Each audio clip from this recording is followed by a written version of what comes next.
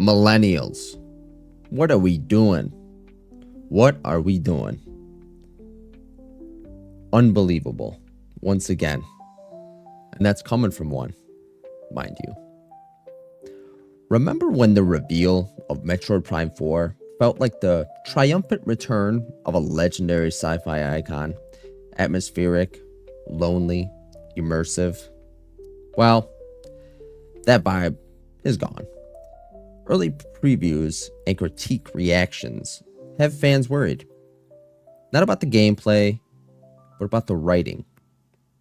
People are calling the dialogue cringy, overly chatty, and full of quippy jokes that feel out of place in Metroid. And if Metroid, of all franchises, is getting dragged into this new wave of millennial quippy writing, then yeah, we need to talk. Metroid has always been a masterclass in environmental storytelling, one of gaming's earliest and best examples. Take Metroid all the way back to 1986. You drop into an alien ruins alone, no narrator, no partner, no jokes. You learn by observing the world. Broken machinery, strange architecture, dangerous life forms. The mood tells the story. Jump forward, 1994, Super Metroid. This game basically perfected atmospheric storytelling for the entire 16-bit era. Players talk about that opening space colony sequence even today. No hand-holding, just tone, mood, and tension.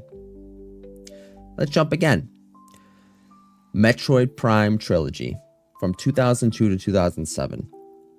The Primes elevated environmental storytelling even more. You scan ancient Chozo ruins, dead bodies, lab logs, corrupted experiments, all optional. All quietly building a richer world. Samus barely speaks. The world speaks for her. Metroid has always been about silence, isolation, subtle environmental clues, letting the player piece together the narrative. Not NPCs explaining jokes or emotions every 30 seconds.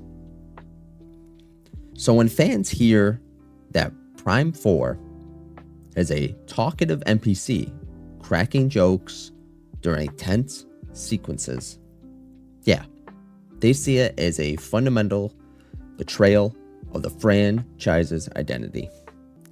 Millennials grew up in chaotic online lobbies and raw early 2000s games. But somewhere along the line, studios started overcorrecting. Everything became quippy. Everything needed to be relatable. Every protagonist suddenly had to sound like a TikTok storyteller who's just self-aware enough to make sure you know they're in on the joke too. Instead of mood or immersion, we get constant commentary, and in a franchise like Metroid, that's jarring. Metroid isn't the last game that has had this cringe millennial writing problem. If we look back on a game called High on Life from 2022, it had wall-to-wall potty humor, meta jokes, talking weapons that feel like Reddit threads with voices. Then we had the Saints Row reboot, and oh my god, from gangland satire to millennial brunch squad energy, the writing feels like a corporate team building retreat. And then here we are, arriving, Metroid Prime 4 Beyond. The king of atmospheric silence, getting a chatty buddy NPC, dropping Marvel-style quips during life-threatening sci-fi encounters. It's the definition of tonal whiplash. A lot of modern writing is trying too hard to avoid sincerity. Characters won't let tension sit. They can't let a moment breathe without cracking a joke or stating the obvious. It's half gamer slang, half corporate approved banter, and it kills the immersion every single time. Metroid, Souls games, other classic shooters all proved long ago that silence is powerful. Mystery is powerful. Letting the world speak is powerful. But now, if you pause longer than 3 seconds, a character has to chime in like, "Whoa, that looks dangerous." Anyway, here's a quirky joke to lighten the mood. Gamers don't want every character to be a stand-up comedian. We want atmosphere, we want tone, we want stakes.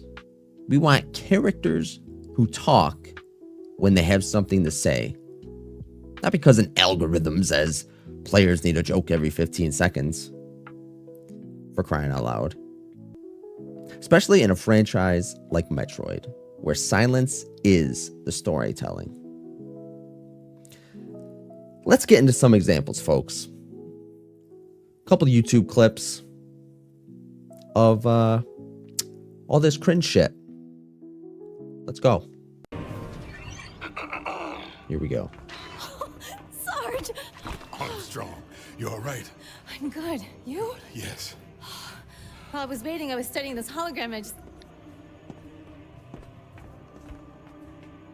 Well...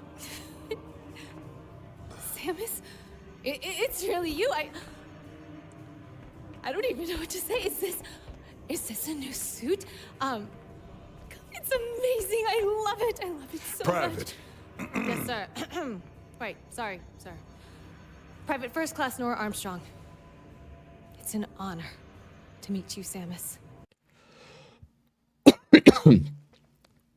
Talk about some self-insert fangirl bullshit.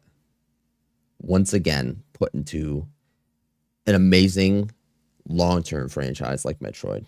Let's give that a thumbs down. Actually, no, this guy's just putting it on. I'll give him a thumbs up. Let's go on to the next one, folks. Here's the sidekick in all his cringy glory. Oh! Whoa! You are sneaky quiet, you know that?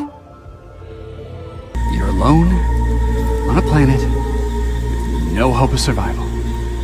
But you're also not sitting next to Phil anymore in that cubicle, so... Win? No. Horrible. Nonsense. Cringe. Once again. We don't need this shit. We don't need this shit. Never needed this shit. Give him a like. So yeah, millennial writing isn't doomed, but millennial game writing, it's definitely hitting peak cringe. If even Metroid, the quietest, most atmospheric series ever, gets dragged into this crippy cringe era, that's a problem. What game recently made you cringe with its dialogue? Drop it in the comments. Hit like if you think games need to chill with these jokes. And subscribe for more deep dives into weird gaming trends. See you next time. Goodbye.